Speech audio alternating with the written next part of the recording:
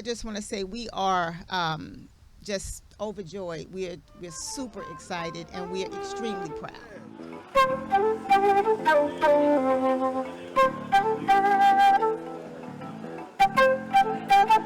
It's a monumental event to us, right?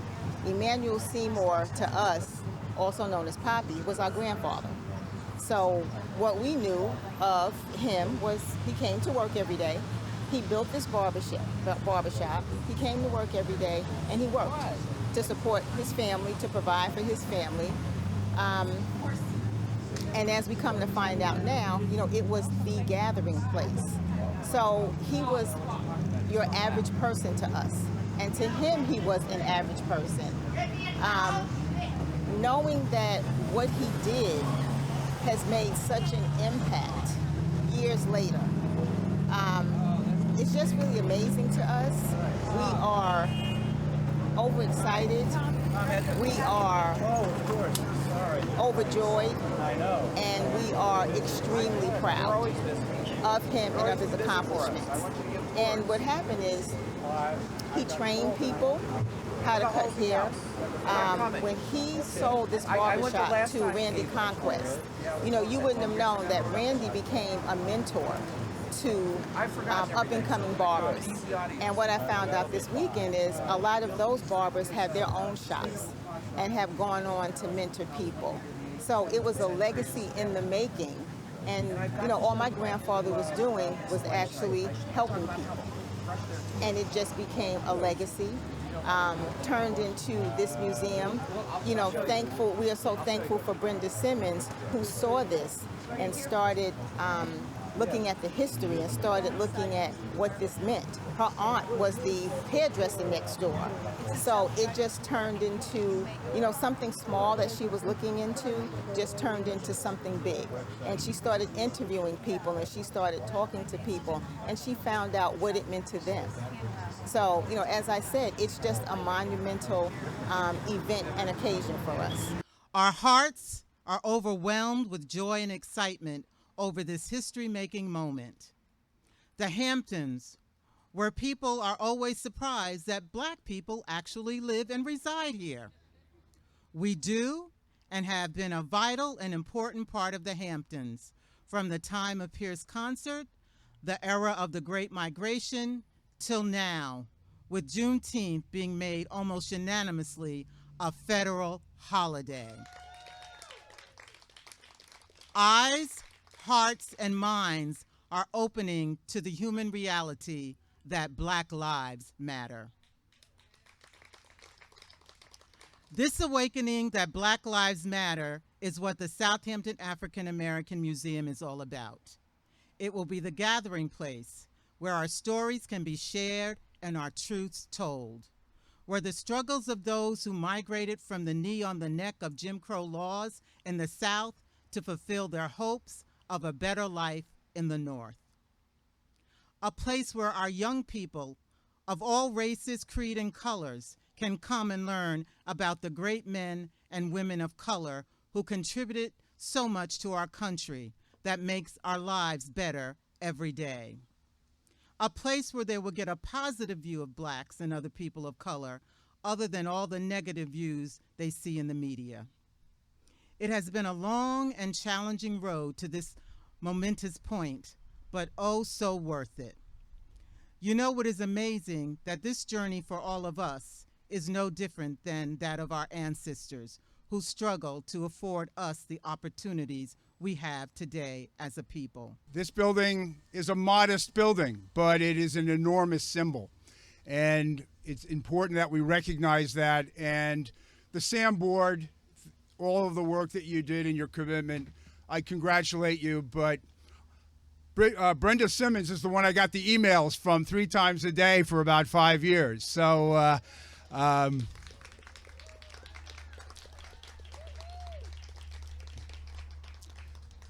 starting to take it personally. Every time Brenda sees me or she starts talking to me, she starts crying. And I think that's a good thing. I'm not sure.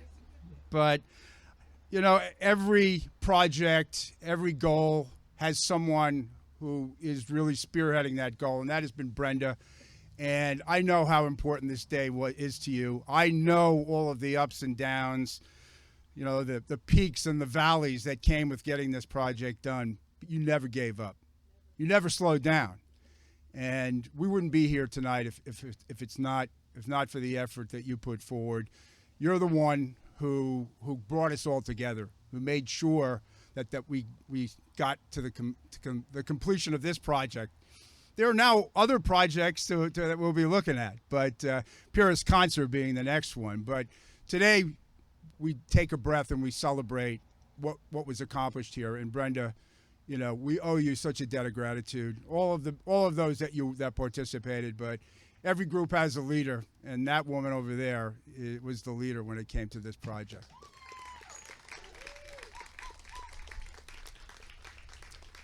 And then I just want to say just a couple of words about the significance of all of this. And it has been said already, you know, that this project, I'm not saying it was supposed to take 16 years for this to get done, but that the fact that the grand opening is on a day when, you know, the state of New York, the first time in the state of New York, Juneteenth is a state holiday. And the day after this Juneteenth became a federal holiday, there may be a little bit of serendipity in this project, the ribbon being cut this day and this week. And it's important. And I'm reminded, you know, a couple of years ago, I was over at Guildhall, and we were honoring some of our local folks that were Tuskegee Airmen. And we were talking about that. And I got up and I said a few words that day. And I didn't really think anything about what I had said, but I had said how important it is to learn about and celebrate our history. And I had one of the Tuskegee Airmen come up to me afterwards, and I hadn't really thought about it, and said, "You said our history. You didn't say African-American history or your history. You said our history." And I hadn't thought about it. It's just something that I said, and I thought about it. But that, to me, is important about tonight. We know so little. You know, I managed to get through 13 years of primary and secondary education and 4 years of college as a history major and 3 years of law school without really knowing anything about what Juneteenth was all about, what that holiday was all about. It wasn't until later on when I got involved in public affairs, got involved working with Lucius Ware and the NAACP that I learned about Juneteenth. There's a lot of people out here that if you went around the streets tonight and you took a survey and asked them, did they know that there was slavery in New York State? They'd swear it didn't happen. Never happened in New York State. This was the North. There was no slavery here. Or Purist Concert. We're all learning about Purist Concert. And we're going to learn a lot more about Purist Concert. The point is that this is our history. This is all of us together. And if you don't know where you've been, you know, chances are you're not going to get where you're going. And the importance of this building and of the Southampton African American Museum is that it provides us all with the option, finally, the ability to learn about all our history, see it through everybody's eyes, and then join together and not just look back because of the great stories that we're going to learn about and we're going to be told, but that we realize that our destinies truly are linked together. You know, as Martin Luther King said, we all came over on separate boats, but on separate ships, but we're all in the same boat now. And that's what this museum to me represents. We're all in the same boat now, and we need to move forward. You know, they're never easy times. This is not an easy time in this country, but this is a step forward. I was reminded of something that I had read in her book of essays, The Source of Self-Regard, the essays of Toni Morrison. She talked about her complicated relationship with history. And that was in the context of the newspaper clipping that inspired what I consider one of the great literary works of America, her amazing novel, Beloved. In the essay, she writes that in spite of our skepticism and wariness, we have a dependence on history, and that the way history has been written has controlled and shaped our national discourse. Most particularly, Morrison notes the silences regarding the history of minority populations, and that when those histories are told, they're often understood to be supplemental accounts of a marginal experience, a supplemental record unassociated with the mainstream of history, an expanded footnote, as it were, that's interesting but hardly central to the nation's past. Toni Morrison noted that while it's changed some, what she called racial history is still parallel to main historical text, but seldom seen as either its warp or woof, seldom threaded into the whole cloth. So here we're working on continuing to change that, as Fred was mentioning, thanks to the incredible determination of Brenda Simmons and all those who've worked over the many years on this important project. The events and the interactions and the lives that happened in that structure over these years is going to be pulled out of the footnotes and take their rightful place in the whole cloth of the history of Southampton, of the history of Long Island, in fact, in our history, the history of our world. So the museum's mission of creating programs that will preserve the past, encourage learning, and enhance the life of the community enhances the lives of the entire community. The lives that were lived in and around this structure will now be made accessible to history, like the life of Pyrrhus Conser, which has been preserved by those who knew him and held on to his records for posterity, those who fought so hard to recover his home that had been demolished. He lived just miles from here in the early to mid-19th century, an enslaved man who gained his freedom and became a legendary whaler and a well-respected resident and philanthropist in Southampton. He's buried nearby at the North End Cemetery. But from this day on, the Southampton African American Museum will preserve and tell another important part of Southampton history for people of all backgrounds and all races to treasure. So it is my deep honor and pleasure to commemorate this happy and historic occasion. And we do have a proclamation, so I'll turn it over to our presiding officer, Rob Calarco. Thank you, Bridget. And I don't know if I can do as well as her, but I'm going to try. I just want to congratulate all of you who put so much time and effort, the board to create the museum, the town of Southampton for their support, the village, and of course Assemblyman Thiel for all of your dedication to seeing this through. And you know, Assemblyman, you mentioned how you got through so many years of education without ever hearing about Juneteenth, and Bridget explained it pretty well. It's, some may want to say unintentional, or some will probably say intentional, leaving people out of history. Because when you do that, you create a differentness, you create separation, you create a situation where people can ignore or pretend somebody and their peoples didn't exist. And that allows for segregation to continue. That allows for racism to continue. That allows for people to continue to see things in different ways. And it's why it's so important to tell everybody's story in our nation's history and to tell these threads. I was fortunate enough over Memorial Day to be at an unveiling in Middle Island because we had this amazing young woman, a 13-year-old young woman, Carly Prahum, who lives in my district in Gordon Heights. And she had heard these stories that there was this freed black man who fought in the Civil War from Middle Island that wasn't on the memorial at Bartlett Pond where they have the memorial stones. He wasn't listed anywhere, and nobody really can say or prove that he existed. But she had heard the rumors, and this young woman was determined, and she went and she dug into it. And everybody knew him as Albert Freeman.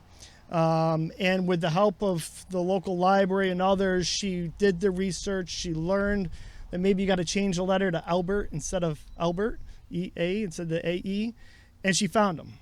And she proved that he existed. She showed that he lived in Middle Island. She showed that he was a freed man that decided to enroll in the army during the Civil War to fight to free the slaves of the South. He committed himself to that effort, and he died, not of injury, but of disease, the number 1 or 2 killer of almost any war, especially in that period of time, in Baton Rouge, Louisiana. It's telling those stories. It's pulling that thread out so that we can all see and hear his name and know that person, just like you're doing here today, so we can hear those names, know who those individuals were who contributed to our society. That helps us show that full cloth, that full fabric of who America is, and tell our stories. So congratulations to all of you. I commend you and hope we see more of these types of museums opening all across Suffolk County. And I'm going to turn it over to my colleague, Legislator Jason Richburg, before we present the proclamation.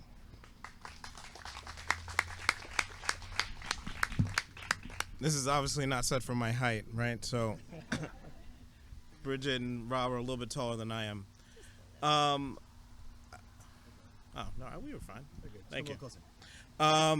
So first, as a graduate from a historically black college, one of the first things you find when you get on campus is that we're all one, right? So when you walk into, when you go on the streets of Detroit, you see somebody, and that's your brother, that's your sister, right? And so I'm here, I'm from West Babylon, 2-hour drive from here. And I came and I'm looking out, and as I'm standing here behind Rob, I see family. And why that's important, and Ms. Simmons, I have something to say to you in a second, but why that's important is because when you went to a barbershop, it was family. It was our school. It was our library. That's where our history came from. And so barbershops for most of our history where we were free to go to the barbershop. Even when we were on the plantation and the elders would cut your hair, that's where you communicated your messages. That's where the stories were told. That's where the information was shared. And that's how you learned about Juneteenth. That's how you learned about who fought in the Civil War. That's how you learned how to do the killer crossover. Because you heard the history of where it came from. And on this Juneteenth Eve, as I guess we're going to now call it that, sitting in a museum that is now a museum is so important because our history is now encapsulated in there. And I just want to thank you for that. And one more thing I want to leave you with is that when we talk about our history and we talk about othering people, right? What Assemblyman Thiel had talked about before is somebody recognized the fact that he said our history. For so many years, it's been your history or their history, but not my history. This is how we become a country of a melting pot, by recognizing that it is not just the black man's history or the transgender woman's history. It is our history. It is all of us together moving us forward. If these walls could talk, they'd have a lot of stories to tell, I'm sure. And there'll be a lot of stories told in the future here, too, as we learn more about our past and we celebrate our history and all the people who brought us to where we are today. The town, through the Community Preservation Fund, although it may seem like a small building, and I think Fred said it best, really it is a gem in the importance of this building. Small by Hampton standards, certainly, but the importance of this is just enormous. And the journey to get us here is also enormous. But historic restoration is not inexpensive. And some things had to be done twice because they weren't done right the first time. Brenda was on top of this and through the every step of the process, making sure every brick was positioned exactly right, In fact, we did have some issues, right, Brenda, with the brick, and CMAC, of course. But the restoration of this building was close to $1 million. So, and that came out of the Community Preservation Fund, which is a fund that the voters supported and created. Assemblyman Fred Thiel was really the driving force behind creating that fund, and I'm sure Fred probably feels great to see it being used for great purposes just like this. We're fortunate. A $10 transfer doesn't produce a lot of tax. But today, with the $10 million transfers, we're seeing more and more Community Preservation Fund, and it's allowing us to do really good things. So the town board is committed to reconstructing the Pierce Concert Home. So, and that's probably going to come in around $1 million as well. But that's going to be another great place to learn about a really important African-American individual. Grew up in a family, parents were slaves, and became a really important philanthropist and merchant marine, and saved some lives. And I'm learning too, still learning how to say it's Pyrrhus or Pierce, but Pierce. So, but that's what it's about. It's about telling these stories. It's about educating the future. I see a lot of kids here, and it's their world, it's their planet. They need to hear these stories too. They need to know about our history. As they say, if you don't know your history, it's bound to repeat itself, and we want to make sure we don't go back.